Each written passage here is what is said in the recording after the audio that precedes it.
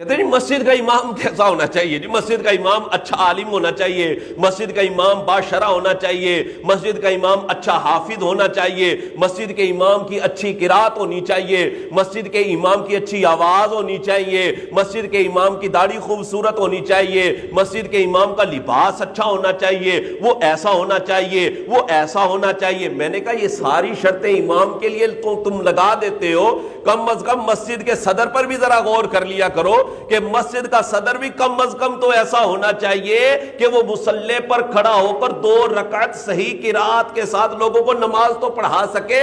مسجد کا صدر کم از کم ایسا تو ہونا چاہیے کہ وہ فاسق معلن نہ ہو، وہ داڑھی منڈا نہ ہو۔ مسجد کا صدر، مسجد کی انتظامیہ کا ممبر کم از کم ایسا ہو کہ وہ 5 نمازیں باجماعت پڑھنے والا تو ہو۔ مسجد کی انتظامیہ اور مسجد کا صدر کم از کم ایسا ہونا چاہیے کہ وہ فاسق معلن تو نہ ہو، وہ اعلانیہ فسق کرنے والا تو نہ ہو۔ ہم لوگ کیا دیکھتے ہیں جناب؟ یہ مالدار ہے جناب، یہ حاجی صاحب ہے جناب، ہم نے جناب اٹھایا اور ان کو مسجد کا صدر بنا دیا، مسجد کی انتظامیہ کا ان کو ممبر بنا دیا، ان کو خزانچی بنا دیا۔ کم از کم ان کا ٹیسٹ تو لینا چاہیے، جس طرح ہم امام کا تو ٹیسٹ لیتے ہیں کہ امام کو یہ آتا ہے، امام کو یہ نہیں آتا۔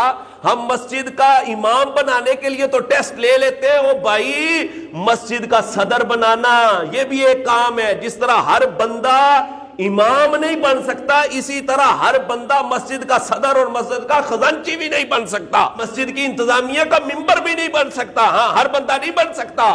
کم از کم ان کو وقف کے مسائل تو آنے چاہیے۔ وقف کے مسائل کا پتہ ہی نہیں ہوتا کیا ہے جناب؟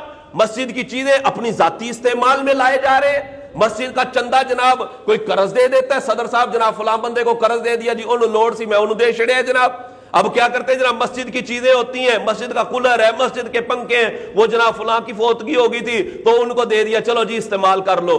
مسجد کی چٹائیاں جناب ایسی جگہ پر استعمال کی جا رہی ہوتی ہیں جہاں پر استعمال کرنا جائز نہیں ہوتا۔ مسجد کی گھوڑی ہے، مسجد کی سیڑھی ہے، مسجد کا پائپ ہے، وہ جناب اپنے ذاتی استعمال میں لا رہے۔ او اللہ کے بندو، یہ مسجد کی چیزیں ہیں، ان کو صرف مسجد کے لیے آپ استعمال کر سکتے ہیں، دیگر جگہوں پر ان کا استعمال کرنا جائز نہیں ہوتا۔ اٹھاتے ہیں جناب، استعمال کر لیتے، اور جناب پھر شرائط لگا رہے ہوتے ہیں مسجد کا امام ایسا ہونا چاہیے، مسجد کا امام ایسا ہونا چاہیے۔ تو مسجد کا صدر، مسجد کا خزانچی اور انتظامیہ کا ممبر بھی کم از کم فاسق معلن نہیں ہونا چاہیے۔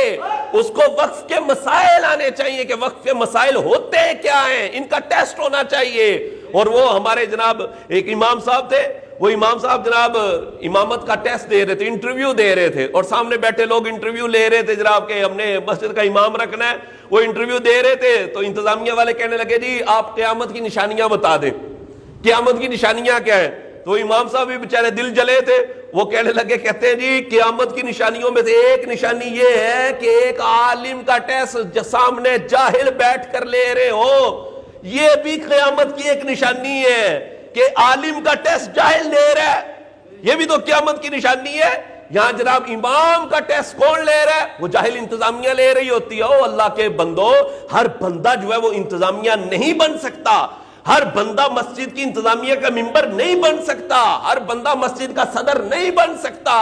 کم از کم ان کو وقف کے مسائل آنے چاہیے، کم از کم وہ بندہ فاسق معلن نہیں ہونا چاہیے، کم از کم وہ بندہ 5 نمازیں باجماعت پڑھنے والا ہونا چاہیے، اس کو مسجد کے احکام کا پتہ ہونا چاہیے، پھر وہ مسجد کا صدر اور مسجد کی انتظامیہ کا ممبر بن سکتا ہے، ورنہ وہ مسجد کی انتظامیہ کا ممبر نہیں بن سکتا۔ اس کو بنانا درست ہی نہیں ہے۔